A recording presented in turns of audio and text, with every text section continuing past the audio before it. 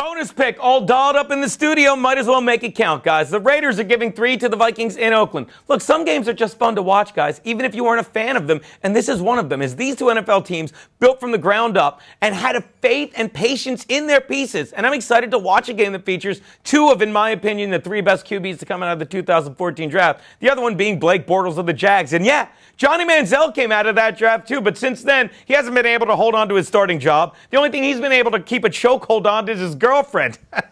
That mouthy bitch. Anyway, you have the Minnesota Vikings who went out and got Teddy Bridgewater in the draft 2 years ago. Remember they traded up to get him with the final pick of the first round, absolutely screwing the Texans who thought they'd get him with the next pick, which was the first pick of the second round. They didn't. And now they stink. But meanwhile, Bridgewater has paid dividends, slowly maturing under the tutelage of offensive coordinator Norv Turner. And now Turner is used to having good QBs too. You remember back in Dallas in the 90s when he had Aikman and Emmitt Smith? Both very good. You remember San Diego in the aughts, the 2000s, when he had Rivers and or Breeze and LaDainian Tomlinson? Both very good. Well, he didn't have that this year. He had a little anomaly. This year, he had to do something new. He had a developing quarterback in Bridgewater and the best running back ever in Adrian Peterson. And he's been using that well, which is why after losing that anomaly of the opener Monday night against the Niners, won 6-7. Meanwhile, on the other side of the ball, you got the Raiders, who also devoted themselves to a smart young quarterback named Derek Carr, one of the smartest moves Dennis Allen made before getting canned, because too many times coaches and GMs